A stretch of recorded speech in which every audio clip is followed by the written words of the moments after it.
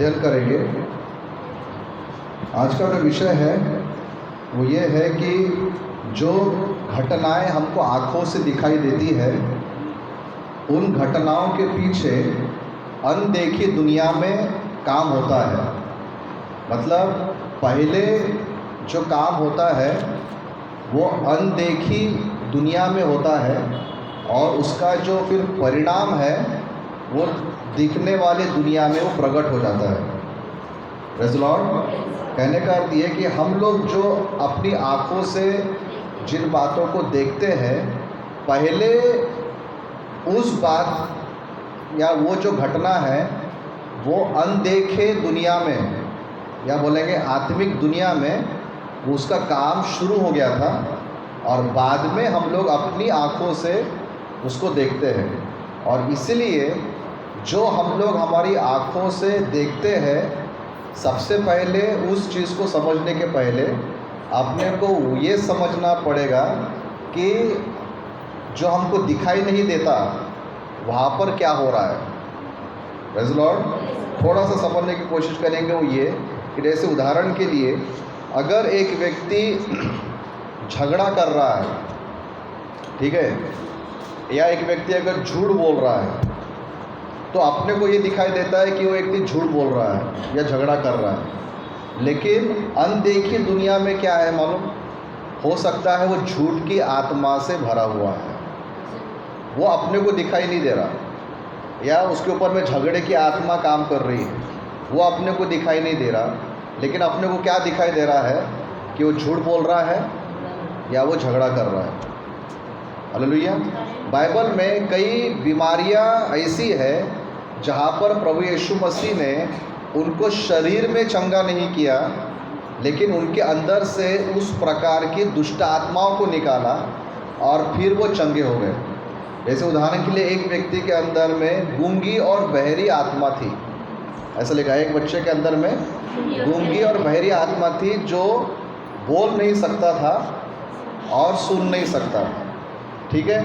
जब उस बच्चे को प्रभु के सामने लाया गया तो ना प्रभु यीशु मसीह ने उसके कान पे हाथ रख के प्रार्थना किया ताकि उसके कान खुल जाए, ना उसकी जीभ के लिए प्रार्थना किया कि उसकी जीभ खुल जाए, लेकिन प्रभु यीशु मसीह ने गूंगे व्यक्ति के पीछे कौन सी आत्मा काम कर रही है, इस आत्मा को उसने समझ लिया था और उसने क्या किया, उस बहरे और गूंगी दुष्ट आत्मा को डांटा, उस दुष्ट आत्मा को निकाल दिया।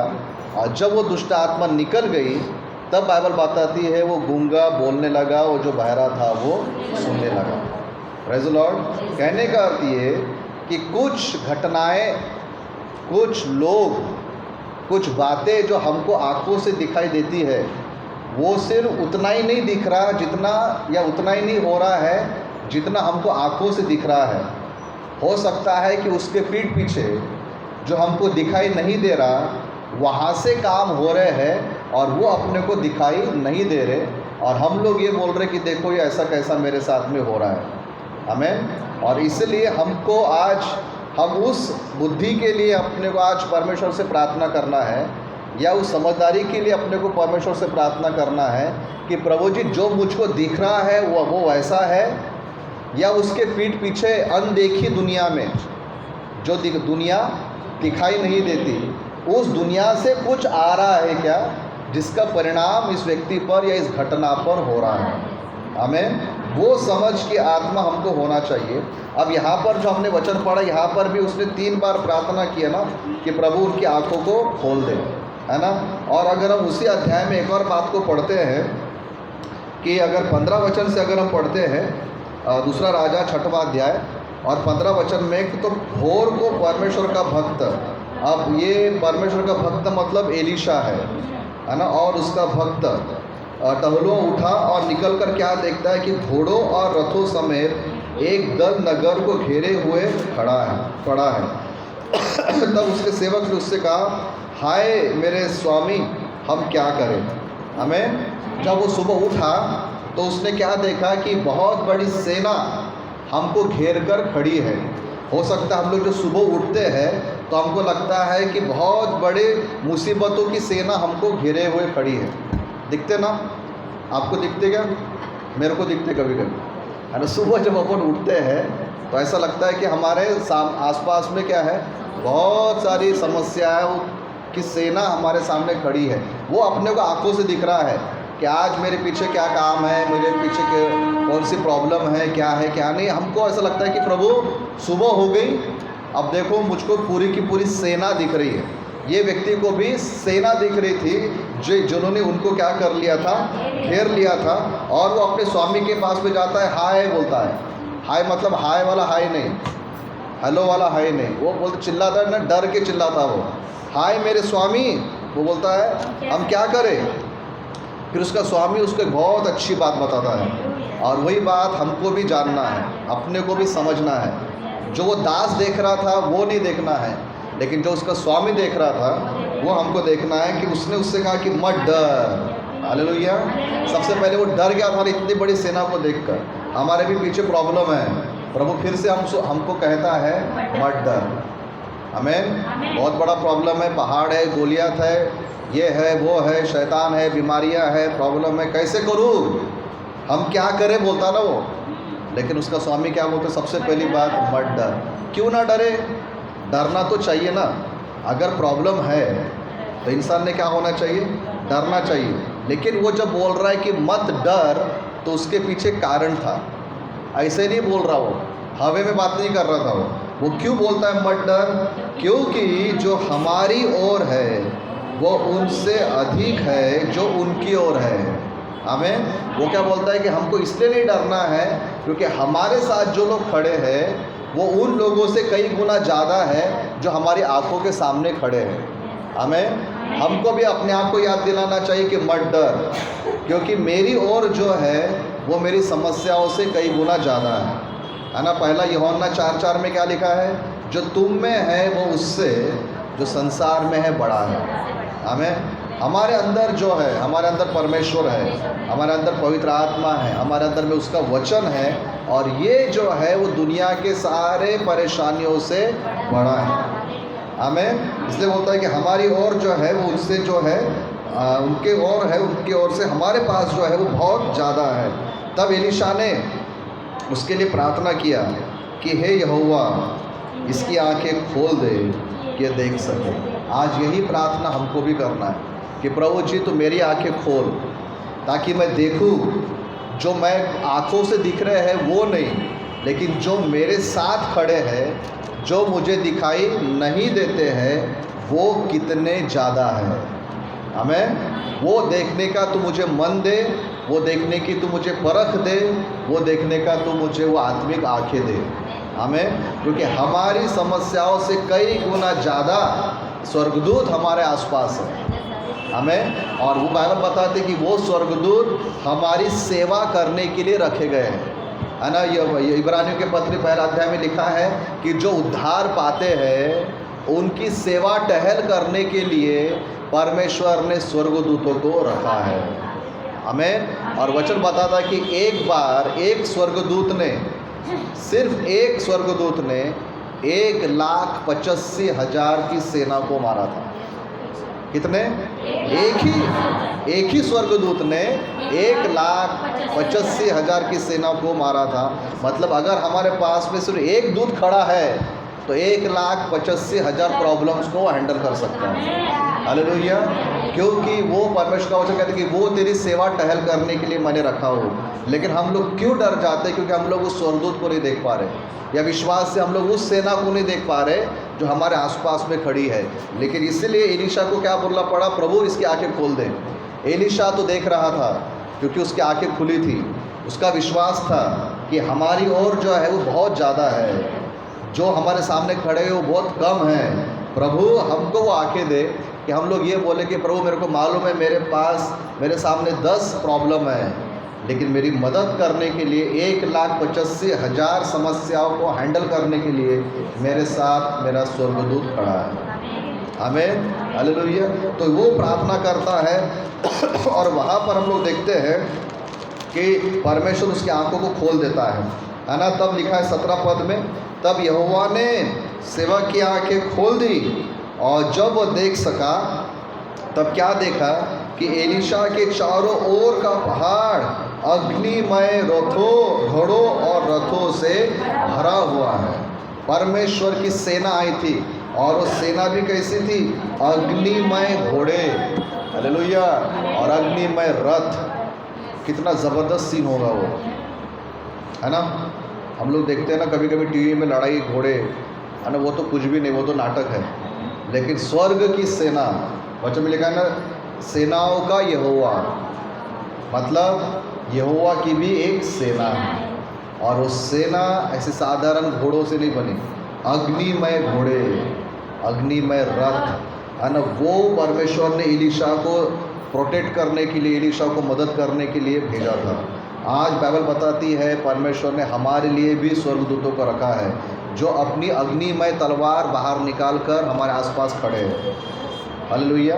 वो अग्निमय तलवार लेकर हमारी मदद करने के लिए वो तैयार रहते हैं। बस हमको उसको देखना है, हमें हमको उसको विश्वास से स्वीकार करना है। देखना है मतलब आँखों से नहीं देखना है, आत्मा में देखना है कि सच में मेरे आसपास में उस प्रकार की सेना खड़ी है, हमें। और इसीलिए एक बात पर जिस पर आज हम लोग थोड़ा देर मनन करेंगे, वो ये है कि जो आँखों से दिखता है उसके पीछे जो आँखों से नहीं दिखता, वो वहाँ पर भी, उस दुनिया में भी हमारे लिए काम होते रहता है। हालेलुया।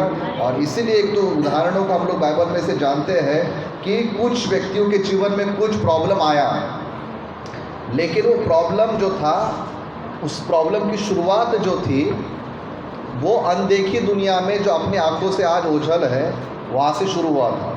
उदाहरण दे सकते हैं क्या आप? एक बहुत बड़ा उदाहरण है। वो व्यक्ति के जीवन में प्रॉब्लम बाद में आया, पहले एक अनदेखी दुनिया में कुछ तो भी हो रहा था, और वो था अय्यूब, है कि नहीं। अय्यूब बीमार पड़ा, अय्यूब की पूरी संपत्ति लूट ली गई, अय्यूब सर से लेके पांव तक फोड़ों से भर गया। ये सब होने के पहले स्वर्ग में परमेश्वर और शैतान की बातचीत हो रही है ना। शुरुआत कहाँ से हुई? स्वर्ग से, है ना।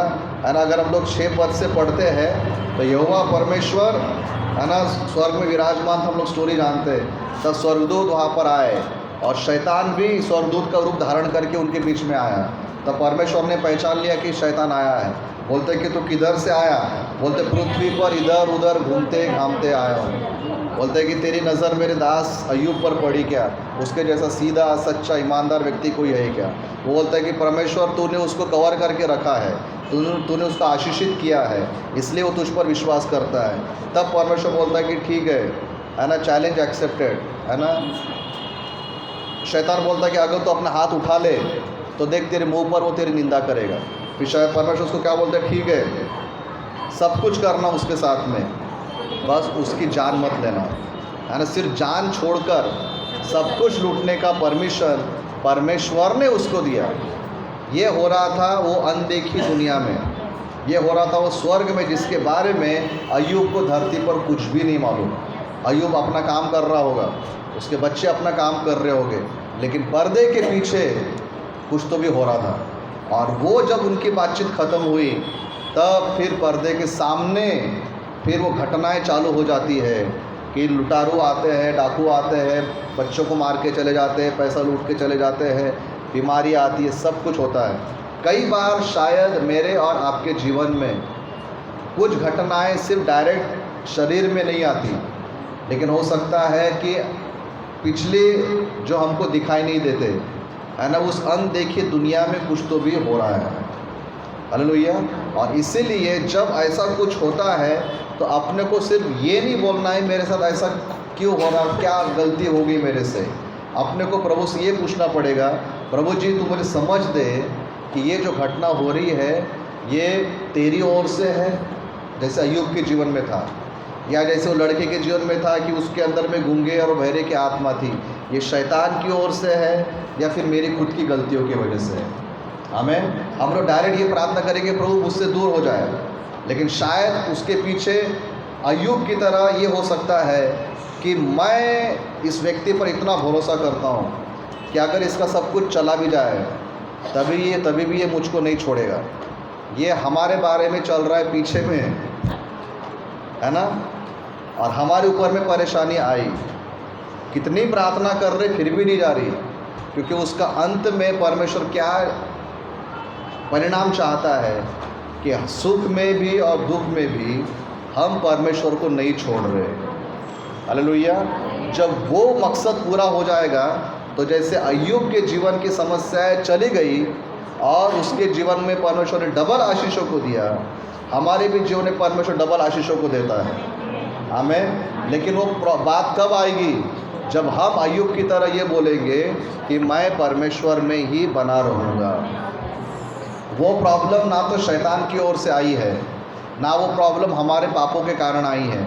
वो प्रॉब्लम इसलिए आई क्योंकि पर्दे के पीछे कुछ तो भी हुआ कि जहाँ पर ये बोला गया कि ये व्यक्ति कितना मेरे प्रति ईमानदार रहता है।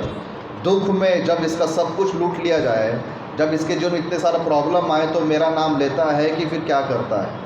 आमीन। इसलिए फिर आज अगर आपके जीवन में कोई अगर इस प्रकार का प्रॉब्लम चल रहा है, ये मत बोलो कि क्यों हो रहा है, ये बोलो प्रभु जी मेरी मदद कर। जब तक प्रॉब्लम दूर नहीं होती तब तक मैं तेरे प्रति ईमानदार रहूँ। हालेलुया। हमारी प्रार्थना क्या होना चाहिए?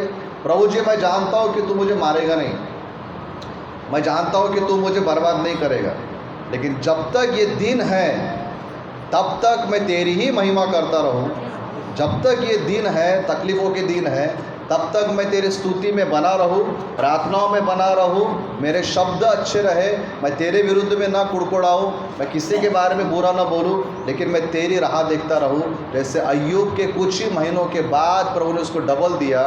परमेश्वर मैं विश्वास करता हूँ कि तू भी मुझे डबल देने वाला परमेश्वर है। हमें इसीलिए प्रियो पर्दे के पीछे जो होता है वो कभी कभी अपने को दिखाई नहीं देता, लेकिन अपने को वो समझ होना चाहिए। और जो व्यक्ति ये समझेगा उसी का अर्थ ये है कि वो व्यक्ति अब आत्मिक रूप से परिपक्व हो रहा है। हमें आत्मिक रूप से परिपक्व व्यक्ति का गुण क्या है? कितने जोर से वो हालेलुया बोलता है वो नहीं है ना, बाजू वाले के कान फट जाएंगे। मैंने एक पास साहब के पास में खड़ा था, इतने ज़ोर से हालेलुया बोलते थे कि कान फटते थे, तो मेरे को बाजू में जाके खड़ा रहना पड़ा। आप कितने ज़ोर से प्रेज़ द लॉर्ड बोलते उसका नहीं। दुख में ये अगर ये कहते कि प्रभु जी मैं तेरे साथ बना रहूँगा, तू मार डाल या जिंदा रख, मैं तुझ में बना रहूँगा, वो व्यक्ति को अपन बोल सकते हैं कि ये व्यक्ति आत्मिक रूप से परिपक्व है। हालेलुया। इसका मतलब ये नहीं कि हमने ज़ोर से प्रेज़ द लॉर्ड हालेलुया नहीं करना चाहिए, करना है, बिल्कुल करना है, लेकिन वो तो सिर्फ शब्द है। असली मसीहत या असली जो हमारा विश्वासीपन जो है वो कब दिखाई देगा? प्रभु बहुत तकलीफ हो रही लेकिन तेरी स्तुति, हालेलुया, तब समझ में आएगा कि हाँ ये हर परिस्थिति में मेरे साथ में खड़ा रहता है। क्योंकि अय्यूब की पत्नी के पास जब बहुत पैसा था तब उसको बोलती थी एक रोटी और लो, है ना, अजून एक पोळी देऊ का, तूप लगा के दो, क्या लगा के दो, है ना। लेकिन जब अय्यूब का सब कुछ चला गया, जब अय्यूब कंगाल हो गया, सर से लेके पाँव तक फोड़ों से भर गया, तब उसकी पत्नी क्या बोलती है? मर जा। बोलती कि नहीं बोलती? है ना। कब तक तू परमेश्वर परमेश्वर करता रहेगा, है ना, कब तक अपने खराई पर बना रहेगा? परमेश्वर की निंदा कर और मर जा। तब अय्यूब क्या बोलता है? तो मूर्ख स्त्री के समान बात करती है। क्या हम परमेश्वर से सिर्फ सुख ले, दुख न ले? पॉइंट क्या है? पॉइंट ये बोल सीखने का मुद्दा ये है कि पर्दे के पीछे कुछ और हो रहा था, लेकिन पर्दे के सामने अय्यूब खड़ा रहा। हालेलुया। हमको भी हमारे परिस्थितियों में खड़े रहना है। अय्यूब का जो दुख था ना वो ज़िंदगी भर का नहीं था, है ना, कुछ महीनों का था बोलते हैं, है ना। जो बाइबल के जो स्टडी करने वाले लोग हैं उनका ये कहना था कि उसके जो दुख के दिन थे कुछ महीनों के थे, लेकिन इन महीनों में अय्यूब ने अपने विश्वास को बना के रखा था। हालेलुया। हमको भी यही करना है कि पर्दे के पीछे की बातें समझने की अपने को बुद्धि रखना है कि प्रभु तू बता कि इसके पीछे क्या हो रहा है। हालेलुया। पहली बात। दूसरी बात यह है कि कभी कभी कुछ घटनाएं ऐसी होती है जो अपने समझ के परे रहती है, लेकिन वो परमेश्वर के योजना के अनुसार रहते हैं। यूसुफ और मरियम, अभी क्रिसमस के दिन आ रहे हैं, अब ये सब चालू हो जाएगा, हम यूसुफ का नाम बार बार सुनेंगे। मरियम प्रेग्नेंट थी और वो अपने घर वालों को ये बता रही थी कि पवित्र आत्मा के द्वारा मैं गर्भवती हुई हूँ, मैंने स्वर्गदूत का दर्शन देखा है। लेकिन उसके माँ बाप भरोसा नहीं कर पाए, ऐसा नहीं हो सकता, तूने कुछ तो भी गलती किया है। जिसके साथ उसकी शादी होने वाली थी, यूसुफ भी उस पर विश्वास नहीं करता और बोलता है कि चुपके से उसको त्याग देने का उसने मन बना लिया था। मतलब उसमें मरियम की कोई गलती नहीं थी, परमेश्वर की योजना को पूरा कर रही थी। लेकिन इस योजना के बारे में ना यूसुफ को मालूम था, ना उसके माता पिता को मालूम था, कोई समझ नहीं पाया। मरियम पवित्र थी, मरियम ने कोई भी गलती नहीं किया। पर्दे के पीछे की घटना यूसुफ समझ नहीं पाया। कई बार हमारे साथ ऐसा होता है कि हमने कोई गलती नहीं किया, लेकिन हमने गलती नहीं किया इसका सबूत भी हमारे पास में नहीं रहता है। कभी कभी कोई ऐसी परिस्थिति में फंसा गया कि हमने कोई गलती नहीं किया, लेकिन हम पर आरोप लगे, लेकिन उन आरोपों को खंडन करने के लिए या अपनी सच्चाई साबित करने के लिए अपने पास में कोई सबूत भी नहीं बचा। अब लोग बोल रहे कि ऐसे कैसे, तुम तो इतना बड़ा झूठ बोल रहे हो। लेकिन याद रखना कि यूसुफ ने विश्वास नहीं किया, उसके माता पिता ने विश्वास नहीं किया, तब स्वर्गदूत ने आकर यूसुफ को स्वप्न में दर्शन दिया। हालेलुया। जब हम लोग परमेश्वर की योजना के अनुसार कुछ करते हैं और अगर उसके लिए हमारे पास में कोई सबूत नहीं है, तब परमेश्वर खुद हमारी ओर से खड़े हो जाते हैं। कोई मनुष्य खड़ा नहीं रहेगा, लेकिन हमारे साथ कौन खड़ा रहेगा? परमेश्वर। यूसुफ ने जब प्लान किया कि मैं मरियम को अभी त्याग देता हूँ, परमेश्वर ने स्वर्गदूत को बोला कि तू जा, यूसुफ को स्वप्न में बता कि जो कुछ हो रहा है वो मेरी इच्छा के अनुसार हो रहा है। आमीन। कभी कभी ऐसा होता है प्रियो कि अगर हम लोग कुछ करना चाहते हैं, हो सकता है कि हमसे गलती नहीं हुई और हमारे पास हमारे गलती को बताने के लिए कोई सबूत नहीं है, लेकिन परमेश्वर हमारे साथ खड़ा रहता है। आमीन। उसका सबसे बड़ा सबूत होता है। इसलिए निराश नहीं होना कि मैंने गलती नहीं किया, प्रभु तूने मेरे साथ ऐसा क्यों होने दिया। बाइबल में कई निर्दोष लोग हैं जिनको तकलीफ सहन करना पड़ा। कुछ लोगों के नाम बता सकते क्या? आप तो बहुत आत्मिक लोग हैं ना, है कि नहीं है? आप तो बहुत ज्ञानी लोग हैं ना, कुछ नाम बता सकते क्या जिनको, जो निर्दोष थे लेकिन उनको बहुत तकलीफ सामना करना पड़ा? यूसुफ था, कितने लोगों को मालूम है यूसुफ? कौन था यूसुफ? ये मरियम का आदमी नहीं, हाँ, याकूब का बेटा जिसको परमेश्वर ने दर्शन दिया था। उस पर आरोप लगा था कि वो लेडी उसके पीछे थी, है ना, पोटीफर की पत्नी, है ना, लेकिन वो वहाँ से भाग गया था। लेकिन उसने कंप्लेंट करी तो उसको कितने तो भी दिन जेल में रहना पड़ा। बराबर है, यूसुफ था। उसके बाद ये अपना, अभी किसकी बात करें हमने? अय्यूब की। अय्यूब की क्या गलती थी?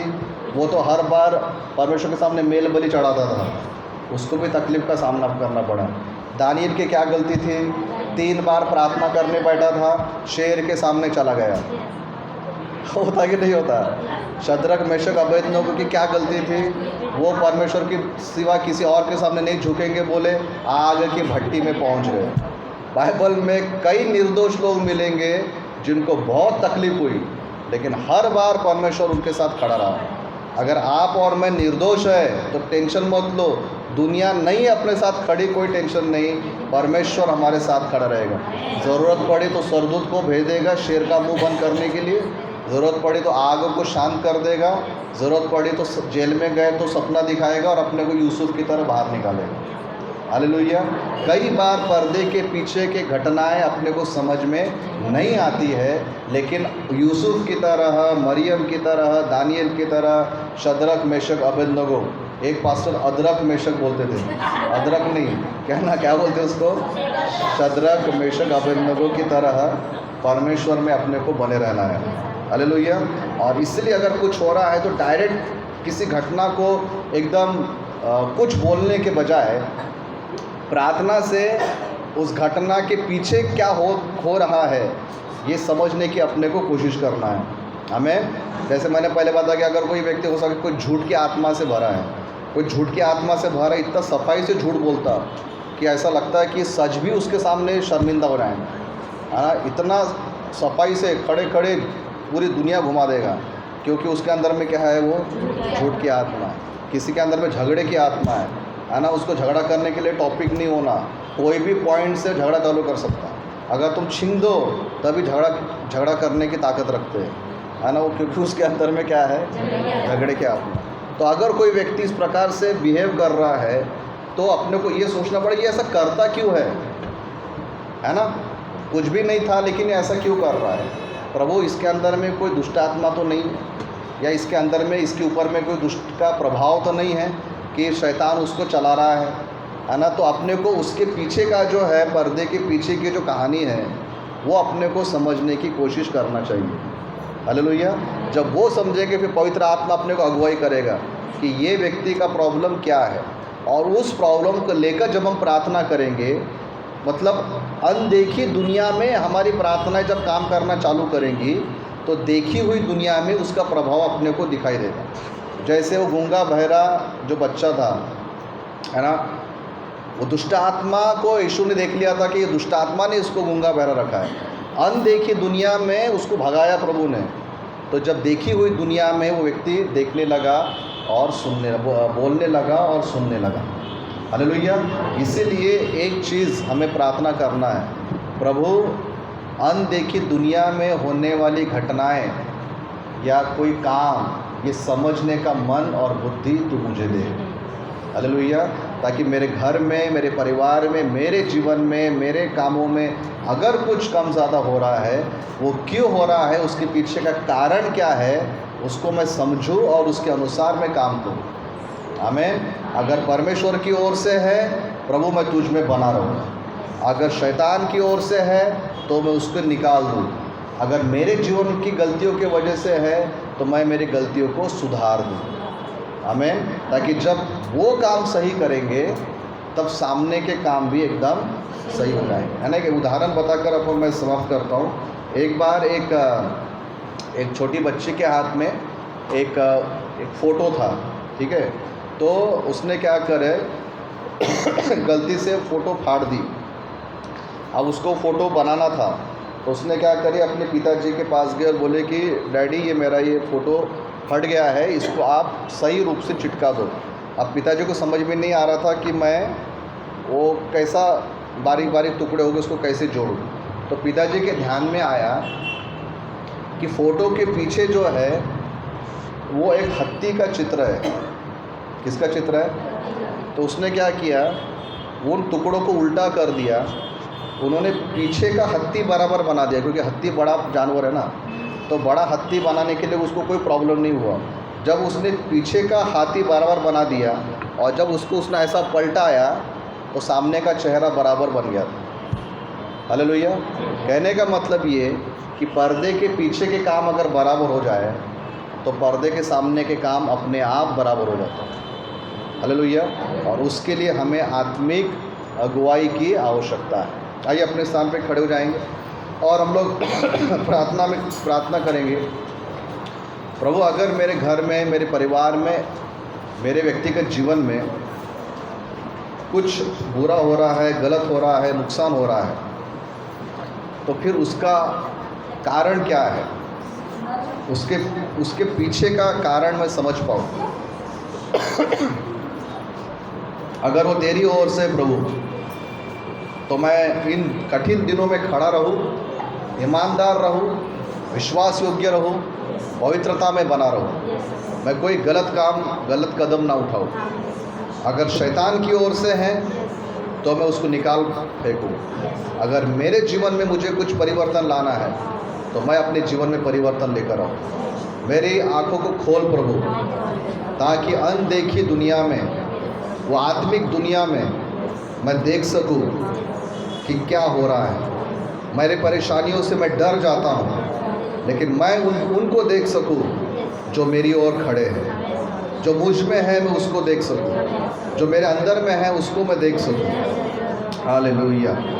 अनुग्रहकारी पिता परमेश्वर, आज हम प्रभु जी उस आत्मिक आँख को मांगते हैं, आत्मिक समझ को मांगते प्रभु। कई बार हमारे आँखों के पीछे अनदेखी दुनिया में प्रभु कई काम होते हैं जो हमारे समझ के परे रहते हैं। आज हम प्रार्थना करते प्रभु, जैसे एलीशा ने प्रार्थना किया था कि उसकी आंखें खुले और उसकी आंखें आपने खोल दिया था।